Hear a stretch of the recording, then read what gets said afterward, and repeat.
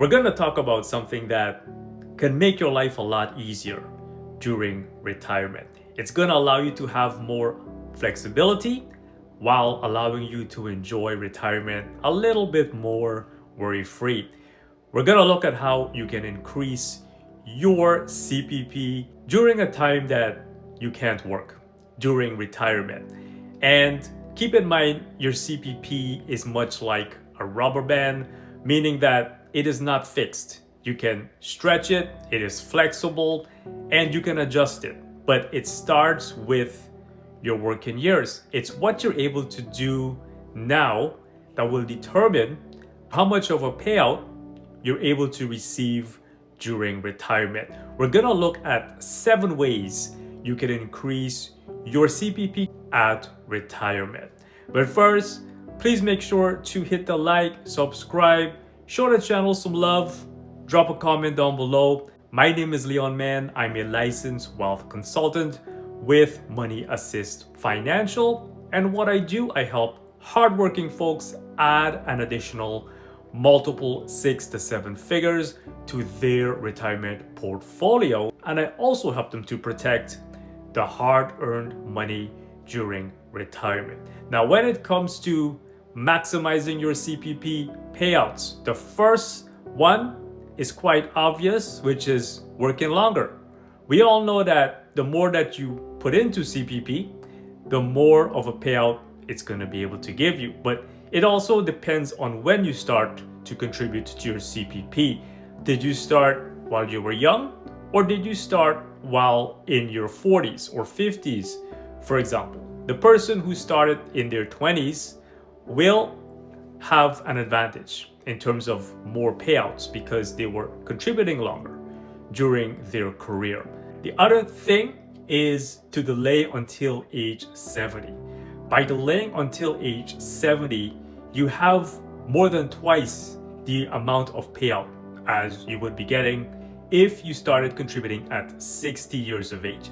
As a matter of fact, I did a YouTube video on this not too long back explaining the exact same thing, why it's better to wait until 70 because you have more of a payout, and you don't necessarily have to be working. All you have to do is basically wait, and automatically upon age 70, you will be receiving 42% more CPP as opposed to if you started at 65. This is how powerful waiting is. It's all about timing when it comes to CPP benefits. Third is you want to take out the lowest earning years of your career. Your lowest retirement earning years can be up to 17% of your career to a maximum of 8 total in terms of lowest career earning years. But it all depends on how long that you started to contribute your CPP, and it's 17% of the total amount of years that you can use for your lowest earning years, in which by taking it out, it's gonna seem as if you're making more, and that increases your chance of getting a better payout, right? So take out your lowest earning years is one of the best things. It's like putting your highest earning years during retirement. The fourth is you can take out CPP and still continue to work. Well, obviously this is different than waiting, and the payout may not be as great, but you have your income to back it up. And in most instances, people usually receive something we call a post-retirement benefit, meaning that even if you take out CPP, you can still contribute to CPP while working at retirement.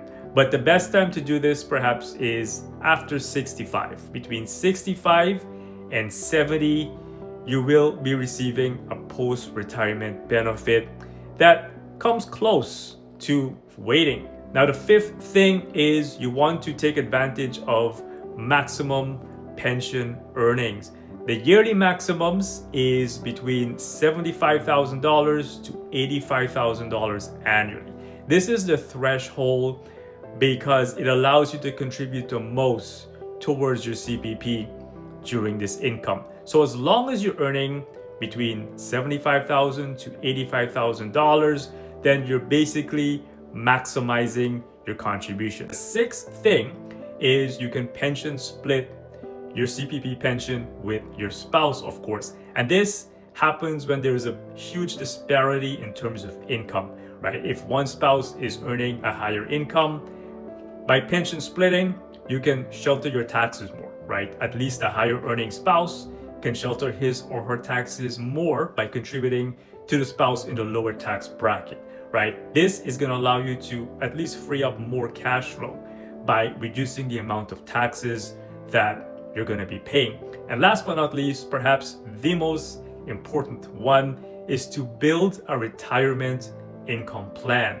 Keep in mind that your CPP benefits is just a small part of your total retirement income plan.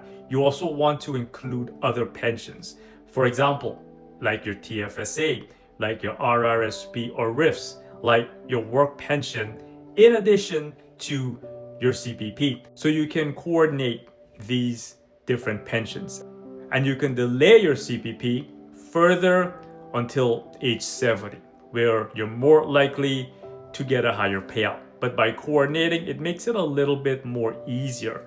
So you don't necessarily have to go back to work, right? But it starts during your working years. So as you can see, getting a higher payout of your CPP, it does not happen automatically, but it happens by design. So whether you intend to delay until 70, whether you intend to work through retirement and still take out CPP, or whether you decided to set up a retirement income plan, whatever it is, you want to make sure that it is the right choice that is best for you. If you intend to set up a retirement income while maximizing your CPP, this is where guys like myself would come into play.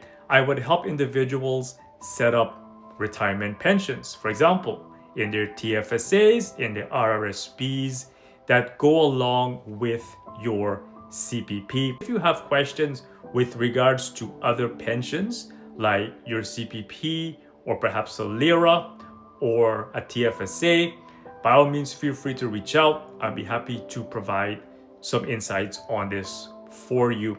Now, if you found value in this presentation, by all means, feel free to hit the like, subscribe, or drop a comment down below.